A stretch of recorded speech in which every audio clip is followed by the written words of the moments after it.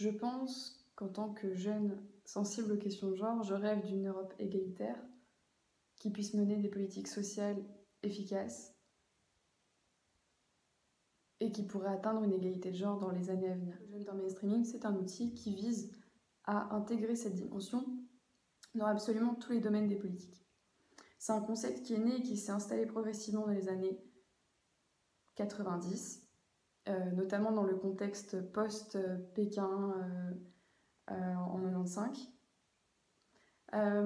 C'est notamment grâce à lui que du coup des secteurs variés ont été touchés par les questions d'égalité homme-femme, et plus en particulier, comme je vous le disais, par rapport à la construction des politiques. Dès l'élaboration des politiques, dans la phase de policy making, on intègre la dimension de genre, même si la thématique de la politique n'est pas liée à l'égalité de genre de base. C'est en cela que le gender mainstreaming diffère en fait de l'égalité de chance. L'égalité de chance qu'on se connaît en fait comme une action a posteriori, c'est un outil également, tout un champ de politique qui vise en fait à rétablir la balance et à corriger le tir sur certaines politiques qui peuvent se montrer discriminantes.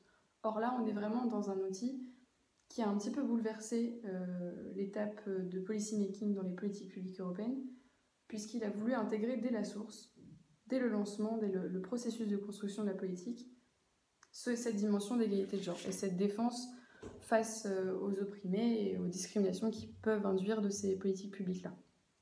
Donc c'est vraiment une attention et pas une action a posteriori. Cependant, en tant qu'outil en fait, des politiques publiques, il connaît les mêmes limites, les mêmes faiblesses que l'on connaît déjà aux politiques publiques européennes dans leur application à l'échelle nationale.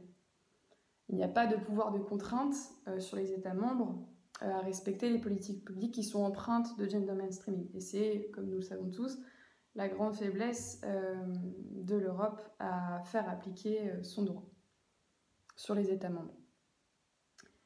Donc, la diffusion de l'égalité de genre dans les politiques nationales se fait de manière assez problématique et on n'a pas en fait d'évaluation de ces politiques-là, où elle se fait très difficilement parce qu'il n'y a pas d'objet en fait contraignant.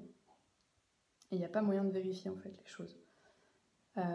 Cependant, en tant qu'outil d'ingénierie sociale, le gender mainstreaming a aussi permis un bouleversement de manière générale dans la conception même des politiques publiques. On a vraiment commencé à établir le genre à d'autres thématiques variées, multiples, transsectorielles.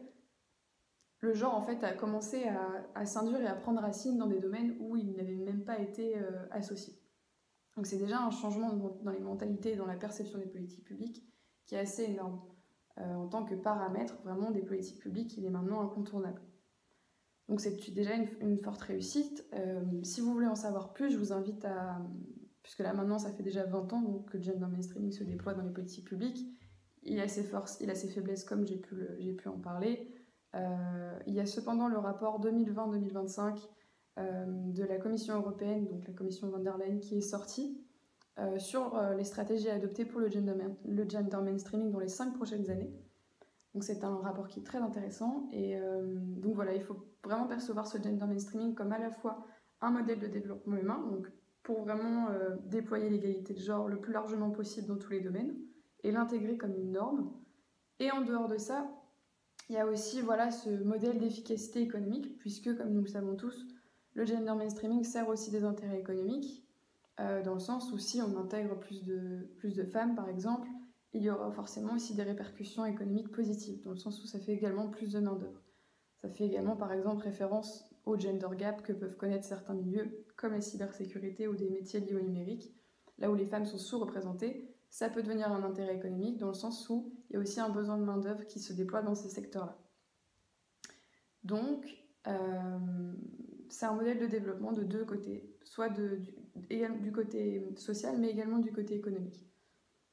Et il y a d'ailleurs un peu une tension au niveau de la norme du marché communautaire et par rapport à l'égalité.